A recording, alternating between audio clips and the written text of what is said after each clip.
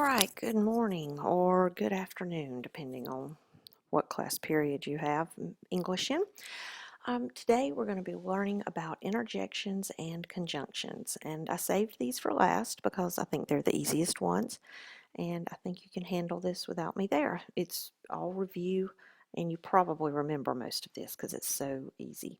So before we get started, make sure you have 2 note sheets on your desk, a pink one for interjections and a yellow one for conjunctions. You also need your blue or black pen or a pencil to write with, and you need a blue highlighter. So get all those things ready. Now, while we're doing this video, if you need extra time to write, Miss Mathewson will just pause the video and you can take as much time as the class needs, although don't waste time, but take the time the class needs to write down the things you need to write, and then she can press play again and you can move on. I'll have some little pauses, but I may not pause long enough for everybody to get what they need. All right, so if you've got all your things, we're going to get started, and we're going to start with interjections. Now, first thing you need to know is the definition.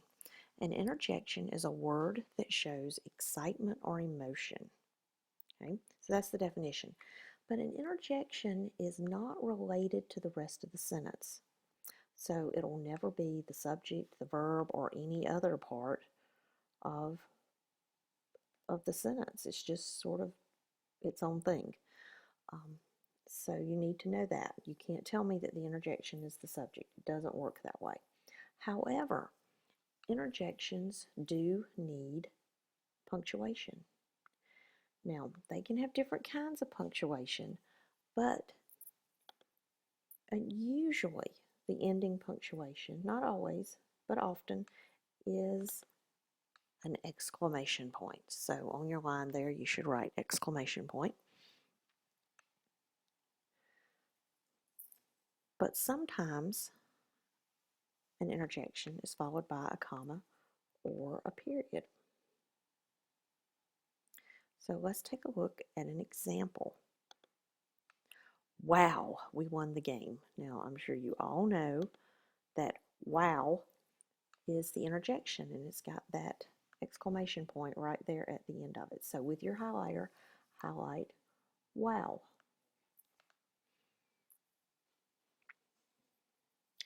Now, let's look at some words that can be used as interjections, and I've got some coming up on my chart, and then you can fill in extras, and if you have questions, we'll get to them when I get back on Monday. All right, so here are some common ones that I found.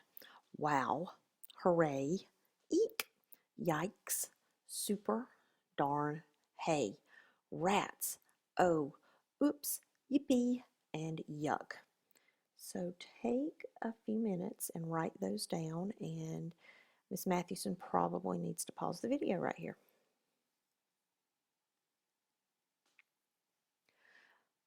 Okay, if you have all of those written down, that's really about all there is to know about interjections. Pretty easy, huh? So let's move on to conjunctions. Now, there are 2 types of conjunctions. You don't need to write this part down. There are 2 types, though. There are coordinating conjunctions and correlative conjunctions. This says that today we're only going to talk about coordinating conjunctions here on the video, but I changed my mind. We're going to talk about both of them, but we're going to start with the coordinating conjunctions. So, a coordinating conjunction, and our definition is a word that joins words or groups of words together. Now, these are the words that you think of when you think about a conjunction. And if I ask you to list some right now, most of you could list them. But here's our list of common ones. There are 7 coordinating conjunctions that are pretty commonly used. For, and, nor, but, or, yet, and so. So take a minute and write those 7 down, and then I'm going to tell you an easy way to remember them. Okay, there is a really easy way to remember the coordinating conjunctions, and that's by using an acronym. Now, you all know that an acronym is when you take the first letter of each word in a list and you make a new word, and that word is fanboys. Fanboys, for, and, nor, but, or, yet, and so. Those are the coordinating conjunctions. All right, so let's look at some examples now and the different ways that coordinating conjunctions are used. Okay, the first one, we have conjunctions that combine words. Alligators and crocodiles live mainly in the water. All right, so we have two nouns, alligators, crocodiles, and they're being joined by the conjunction and. Okay, let's look at another example. A young crocodile is small but powerful. Small and powerful are both adjectives that describe the crocodile, and we've got a conjunction, but, joining them. All right, now we have an example that combines phrases. Crocodiles live in salt water. In salt water or fresh water. In salt water is a prepositional phrase.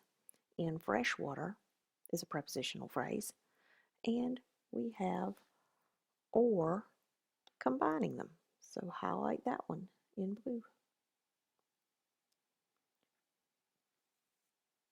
Now, the next example is when you have conjunctions combining clauses. A clause is a group of words that has a subject and a verb, and in this case, they're complete sentences. They're clauses that can stand alone as complete sentences. So look at this long sentence. Alligators can live in 65 degrees Fahrenheit water, but crocodiles drown at that temperature. So we have two complete sentences here. The first one is alligators can live in 65 degrees Fahrenheit water. That's one sentence. The second sentence is crocodiles drown at that temperature. And those two complete sentences are joined with that conjunction but right there. So highlight that one in blue. Right, now, punctuation. Here's a special note about punctuation. You use a comma before the conjunction when joining two complete sentences, but do not use a comma when joining words or phrases. Now, the only exception to this would be in the case of the Oxford comma when it is used when making a list of things. And so we're going to look at some examples here. Okay, punctuation examples when using conjunctions. The first one, Jim Bob ran to the store and Sally Mae stayed at home. We have two complete sentences.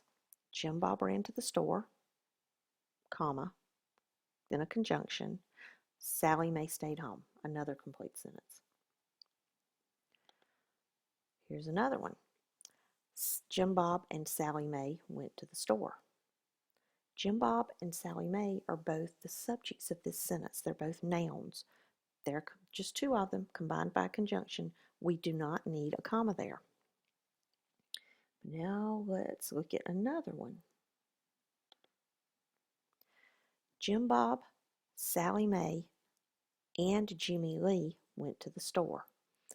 We have a list, so we have to put a comma after Jim Bob, a comma after Sally Mae, then we have our conjunction, and then we have Jimmy Lee when we have a list of people or a list of things. All right, now let's move on to the correlative conjunctions, and you may never have talked about these before. If you did, it wasn't very much. Okay, so a correlative conjunction. Here's your definition. Correlative conjunctions are pairs of conjunctions that join words or word groups that are used in the same way. And I know that probably makes no sense to you. It really doesn't. But I'm going to give you some examples, and I think you'll understand then.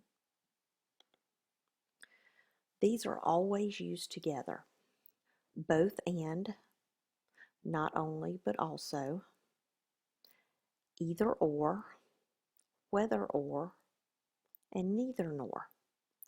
So pause, take a minute, and write these down.